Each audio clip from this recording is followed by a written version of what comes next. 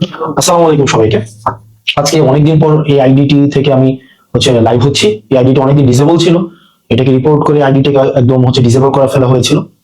তো আজকে আমার কাছে মনে হয়েছে যে কিছু বিষয় নিয়ে কথা বলা উচিত, যেহেতু টকশো বা অন্যান্য জায়গাগুলোতে যাওয়া হচ্ছে না, বা না নির্বাচনী ক্যাম্পেইনের কারণে ব্যস্ত থাকা হচ্ছে, যেহেতু যাওয়ার সুযোগ হচ্ছে না, সেজন্য আমার কাছে মনে হয়েছে যে আপনাদের কাছে কিছু বিষয় ক্লিয়ার করা উচিত।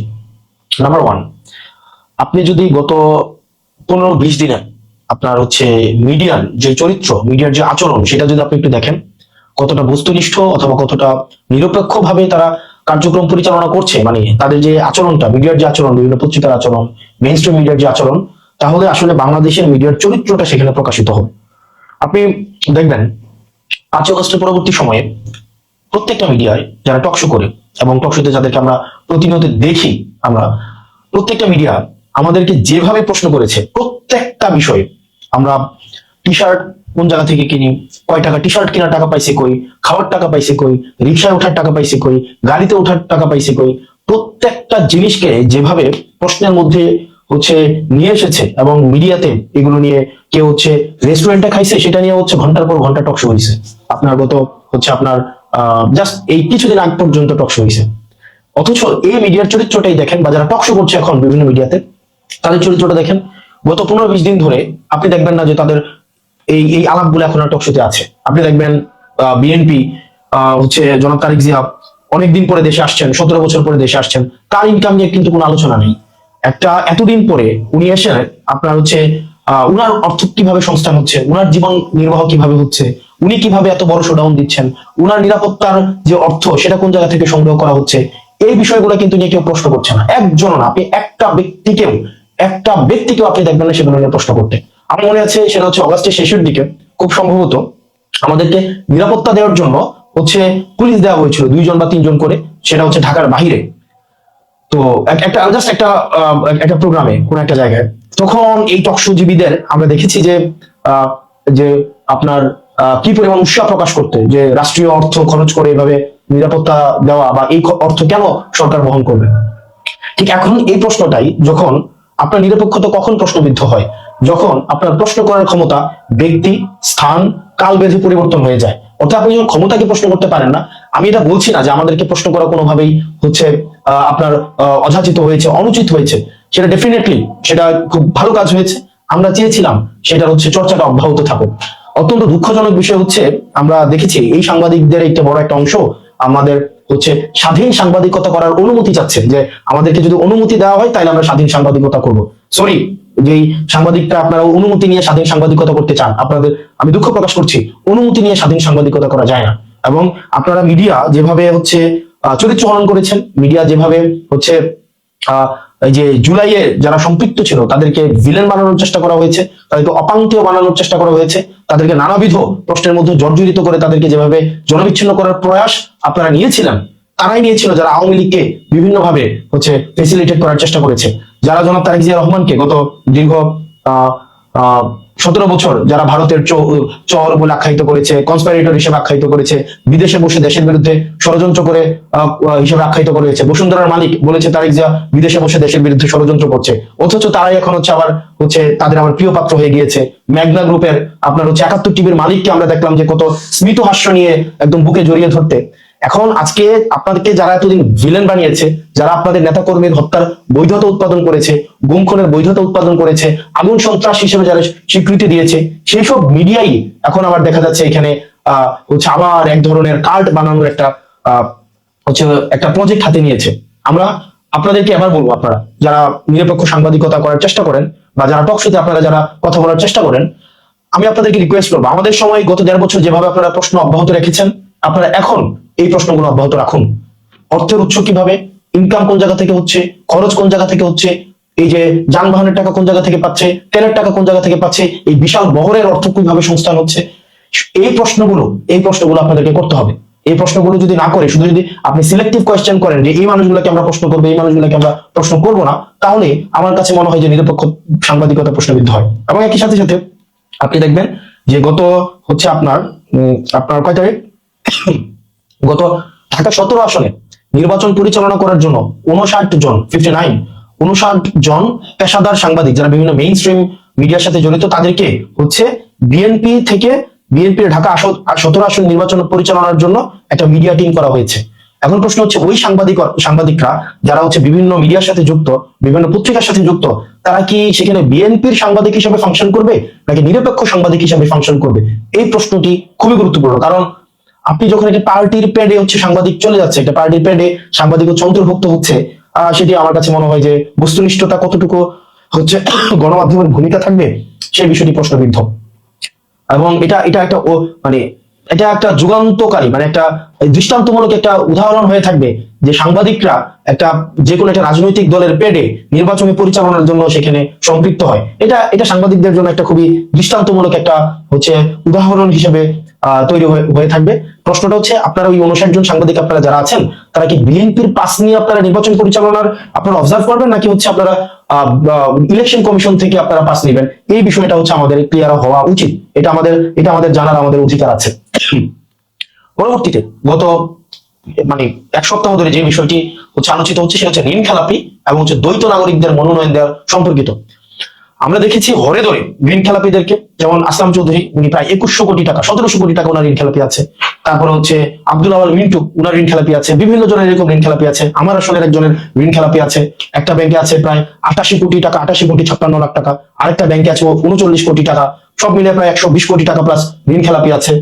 তো এই ঋণ খেলাপিদেরকে নিয়ে আসলে আপনারা কি চিন্তা করছেন? অর্থাৎ দেখেন, আপনি যখন ঋণ খেলাপিদেরকে আপনি সংসদে ঢুকাচ্ছেন, ঋণ খেলাপিদেরকে আপনি সংসদে অ্যাক্সেস দিচ্ছেন, দেখেন এখানে মানে কোনো আপনার আমাদের যে ফেসিবাদ বিরোধী রাজনৈতিক যে দলগুলো রয়েছে, প্রত্যেকটা রাজনৈতিক দলের একাধিক প্রার্থী রয়েছে প্রত্যেকটা আসনে। তো আমরা প্রত্যাশা করেছিলাম যে 24 পরবর্তী বাংলাদেশে আপনারা মনোনয়ন দেওয়ার ক্ষেত্রে যারা অন্তত বাংলাদেশ থেকে যারা ভিতর থেকে করে ফাঁকা করে দেয়নি, ওই মানুষগুলাকে আপনারা হচ্ছেন মনোনয়নটা দিবেন। কিন্তু অত্যন্ত দুঃখজনক বিষয়, আপনারা ঋণ খেলাপিদেরকে মনোনয়ন দিয়েছেন এবং ওই ঋণ খেলাপিদেরকে আপনারা সেভ করার জন্য ছাত্রদল গত হচ্ছে 2 দিন ধরে ইলেকশন কমিশনের সামনে মফ করছে। মানে ছাত্রদল যে কাজটা করছে এটাকে আপনারা মব হিসাবে দেখবেন না। মানে ছাত্রদল যেটা করছে এটাকে ঋণ খেলাপিদেরকে সেভ করার জন্য তারা এই কাজটা করছে। মানে ঋণ খেলাপি এবং ঋণ খেলাপিরা এরা কি করবে? ওদের কাছ থেকে সংসদে যাবে, সংসদে গিয়ে ওরা আইন প্রণয়ন করবে। কাদের বাঁচানোর জন্য আইন প্রণয়ন করবে? ওরা নিজেদেরকে বাঁচানোর জন্য আইন প্রণয়ন করবে। অর্থাৎ ব্যাপারটা হয়ে গিয়েছে এমন যে আমরা শিয়ালকে মুরগির নিরাপত্তার দায়িত্ব দিচ্ছি, মানে যিনি চুরি করছেন তাকে আবার আমরা হচ্ছে দায়িত্ব দিচ্ছি যেন চোর ধরে। মানে এটা প্র্যাকটিক্যালি এটা কোনোদিনও পসিবল না। আমরা যতদিন না পর্যন্ত এই ঋণ খেলাপিদেরকে আমরা আইনের আওতায় নিয়ে না আসতে পারবো, ঋণ খেলাপিদেরকে আপনি আইন বানানোর দায়িত্ব তো আপনি কোনোভাবেই দিতে পারেন না। আমাদের বাংলাদেশটার এই যে একটা মানে ইমব্যালেন্স অফ পাওয়ার তৈরি হয়েছে, এটার কারণ হচ্ছে যারা পলিসি মেক করেছে এবং যারা পলিসি থেকে বেনিফিটেড হয়েছে তারা একটা জনগোষ্ঠী হয়ে গিয়েছে। পাওয়ার এবং হচ্ছে এখানে বিউরোক্রেসি, তারপর হচ্ছে বিজনেসম্যান এবং আইন প্রণেতা যখন একসাথে হয়ে গিয়েছে, তখন এখান থেকে হচ্ছে ফেসিবাদের হচ্ছে এখান থেকেই উৎপত্তি শুরু হয়েছে। আপনি দেখেন, যিনি ঋণ খেলাপি আপনি তাকেই হচ্ছে সংসদে পাঠাচ্ছেন আইন বানানোর জন্য। মানে এটা প্রত্যেকটা রাজনৈতিক দলের কাছ থেকে এই বিষয়ে একটা আপনাদের নীতিমালা হওয়া উচিত ছিল যে আপনারা ঋণ খেলাপিদেরকে আপনারা সংসদে দেখতে চান না। এবং এই ঋণ খেলাপিরা দেশটাকে আপনি চিন্তা করেন, 17 বছর 20 বছর 25 বছর তারা ঋণ দেয় না, কিন্তু বিলাসী জীবনযাপন করে। এই ঋণের টাকাটা ঋণের টাকাটা কি ব্যাংকের টাকা? এটা আপনার আমার জনগণের, এটা হচ্ছে টাকা। আপনারা দেখেছেন যে এই টাকাগুলা তারা হচ্ছে এই ঋণ খেলাপিরা বিদেশে পাচার করে। এই ঋণ খেলাপিরা এই টাকাগুলো নিয়ে বিদেশে বিলাসবহুল জীবনযাপন করে এবং বিদেশে বিলাসবহুল এই চুরির টাকা দিয়ে বিদেশে সন্তানদেরকে লেখাপড়া করায় এবং ওরা এসে আমাদেরকে হচ্ছে বলে ব্লাডি সিটিজেন। মানে টাকা দেশ থেকে চুরি করবে, আবার হচ্ছে আমাদেরকে বলবো ব্লাডি সিটিজেন। মানে চুরি তো চুরি, তার উপর আবার হচ্ছে সুইনা চুরি। আপনার এই ঋণ খেলাপিদেরকে যদি আবার আপনারা প্রতিরোধ না করতে পারেন, এই ঋণ খেলাপিদেরকে যদি আবার আপনারা সংসদে ঢুকার হচ্ছে আপনি সুযোগ করে দেন, পথ তৈরি করে দেন, বাংলাদেশ আবার পশ্চাৎপদে একটা যাত্রা শুরু করবে। এবং এই ঋণ খেলাপিদেরকে আমাদেরকে হচ্ছে দমন করতে হবে। আপনি যারা জনগণ থেকে ঋণ নিয়ে সেই ঋণের টাকা পরিশোধ করে না, যারা একটা নির্বাচনকে স্রেফ তাদের ঋণ পরিশোধ করার উপরটা উপলক্ষ হিসেবে নেয়, এই ধরনের জনপ্রতিনিধি আমরা বাংলাদেশে দেখতে চাই না। প্রত্যেকটা ঋণ খেলাপি যারা জনগণের থেকে টাকা নিয়ে এই টাকাটা ব্যাংকে কখনোই ফেরত দেননি। আপনারা হচ্ছেন ক্লাসিফাইড লোন হয়েছে আপনাদের, রিটার্ন অফ লোন হয়েছে আপনাদের জনগণের সামনে আপনাদের প্রতিনিধি হওয়ার কোন ধরনের যোগ্যতা আপনাদের নাই। মানে ইটস ভেরি সিম্পল ইকুয়েশন। আপনি টাকাই দিচ্ছেন না, আপনি জনগণের টাকা মেরে দিচ্ছেন, আবার আপনি সংসদে যাবেন জনসেবা করতে। মানে এটা তো ভাই কনফ্লিক্ট অফ ইন্টারেস্ট।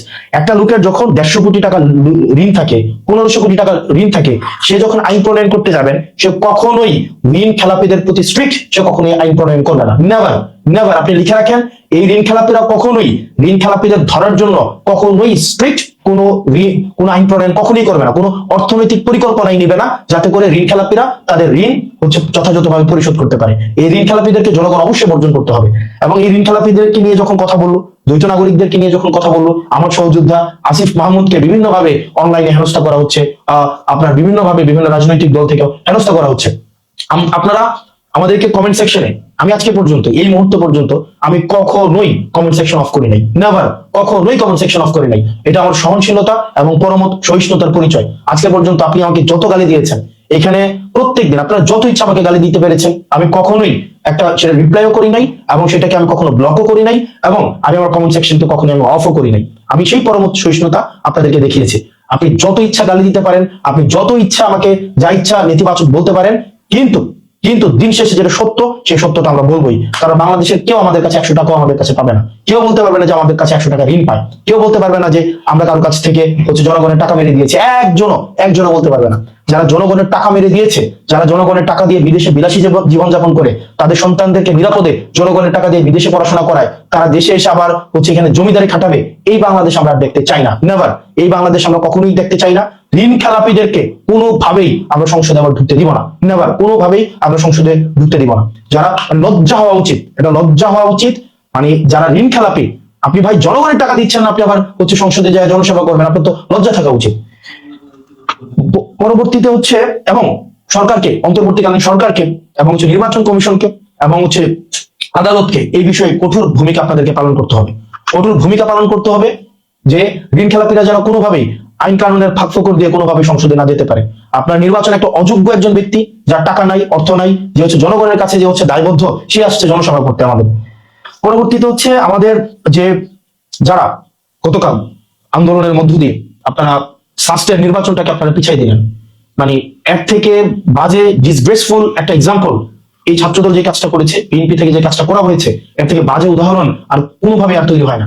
আপনারা এই নির্বাচনকে ক্রমশ, আপনাদের নির্বাচনে ভরাডুবি হয়েছে, ছাত্রদলের হয়েছে, ছাত্র শক্তির হয়েছে, কিন্তু জনগণ বা শিক্ষার্থীরা যাদেরকে বেছে নিয়েছে, তারাই শিক্ষার্থীদেরকে প্রতিনিধিত্ব করবে, সিম্পল। এবং শিক্ষার্থীদেরকে আপনাদের ভোট বঞ্চিত করার কোনো অধিকার আপনাদেরকে নেই। আপনারা এই নির্বাচন কমিশনের সামনে আপনারা একটা মব ক্রিয়েট করেছেন according to you language, according to the language you are constantly using যে মব। আপনারা গণতান্ত্রিক আন্দোলনকে বা আপনাদের এই আন্দোলনগুলোকে আপনারা মব বলে আপনারা সবসময় বলেন। তো আপনাদের মবের ভাষায় আপনারা গত 2 দিন ধরে মব করলেন, মব করে আপনারা আপনারা নির্বাচনটাকে আপনারা বন্ধ করে দিলেন।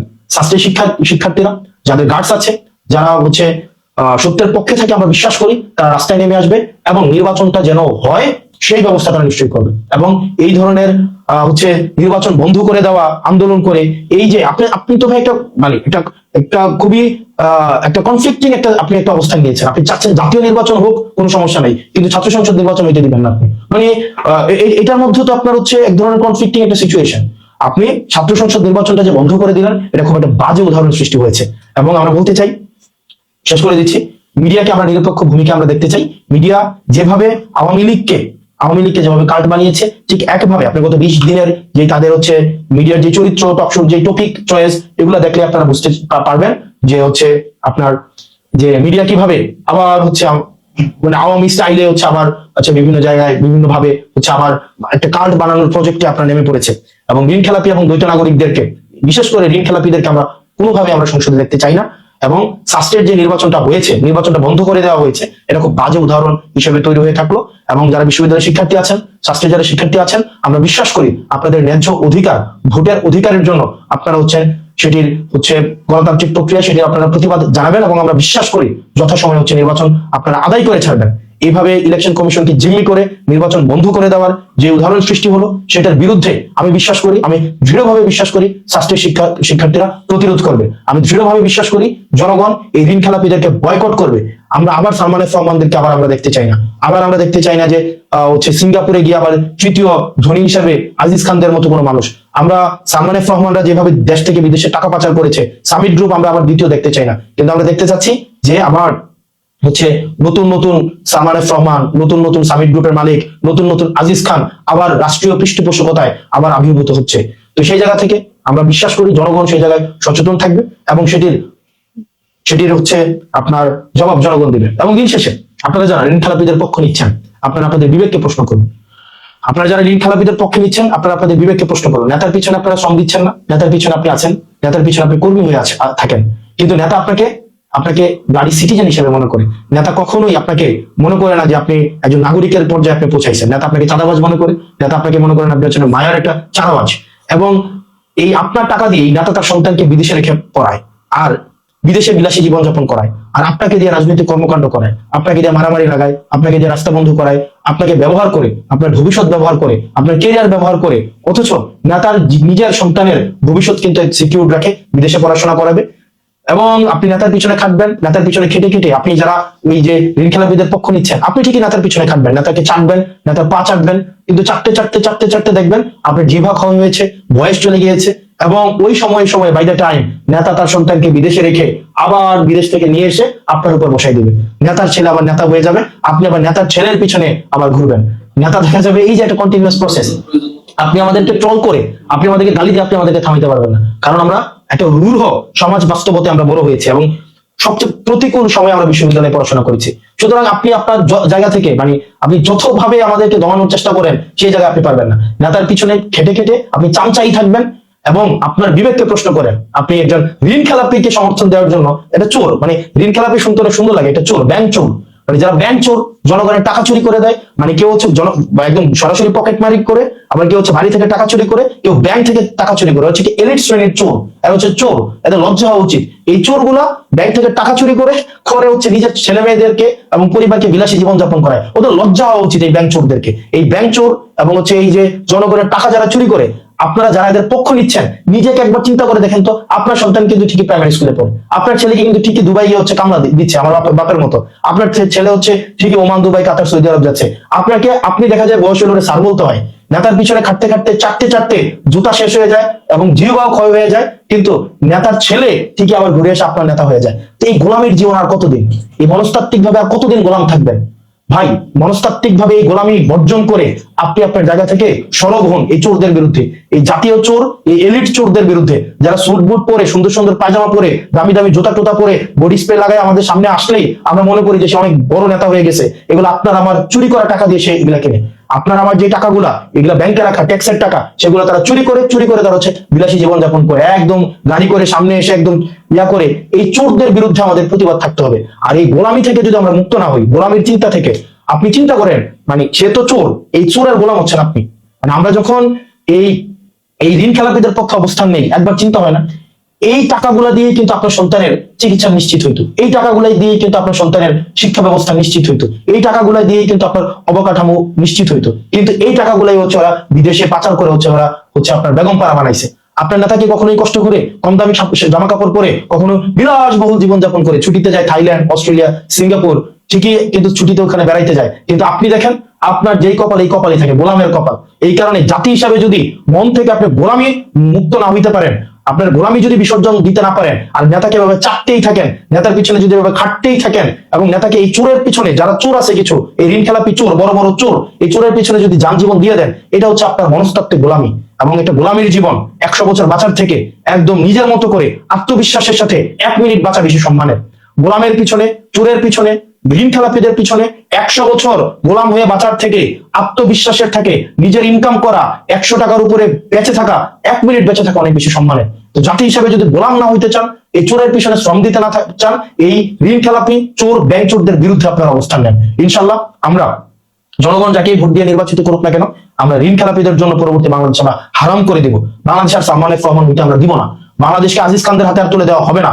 নতুন করে যারা আব্দুল আওয়াল মিন্টুদের মতো এলিট ব্রিডরা এসে আমাদেরকে যারা হচ্ছে আবার ওইখানে হচ্ছে আপনারা হচ্ছেন বর্জ্য, আমরা হচ্ছে প্রলেতারিয়েট, এইভাবে আপনি দৃষ্টিকোণ থেকে দেখবেন, আপনাদের হাতে আর বাংলাদেশ তুলে দেওয়া হবে না। সুতরাং এই ঋণ খেলাপি চোর, এই ব্যাংক চোরদের ব্যাংক ডাকাতদেরকে আপনারা হচ্ছেন প্রত্যাখ্যান করেন, আর গোলামের মানসিকতা বাদ দেন। গোলাম মানসিক ভাবে আপনারা গোলামির মানসিকতা বাদ দিতে হবে। ভাই নিজের পকেটের 100 টাকা দিয়ে একটা খারাপ বাজার করে খাওয়া অনেক বেশি সম্মানের, অনেক বেশি সম্মানের। গোলাম হয়ে পিছু পিছু ঘোরার থেকে নেতার পিছু পিছু ঘুরলাম, সারাটা জীবন দিলাম, কেরিয়ারটা নষ্ট করলাম নেতার পিছনে পিছনে ঘুরে, আবার দেখা যাবে 20-25 বছর পরে নেতা আবার তার ছেলেকে আইনা আমার উপর আবার নেতা বানাই দিচ্ছে। লজ্জা হওয়া উচিত আমাদের, আমাদের লজ্জা হওয়া উচিত, আমাদের লজ্জা হওয়া উচিত। ভালো থাকেন, সুস্থ থাকেন। আর মিডিয়া আপনারা হচ্ছেন দেখি ইতিহাস বিচার করে, ইতিহাস সময় টেলিভিশনকে বিচার করেছে, 71 টেলিভিশনকে বিচার করেছে, ইতিহাস হচ্ছে বিভিন্ন টেলিভিশনকে বিচার করেছে, বিভিন্ন সাংবাদিকদেরকে বিচার করেছে। সমস্যা নাই, আপনারা হচ্ছে আবার সেটেল করে, আবার ব্যাকডোর হচ্ছে কম্প্রোমাইজ করে হয়তো আবার যার যার জায়গায় হয়তো ফেরত গিয়েছেন, যাচ্ছেন। এগুলো কি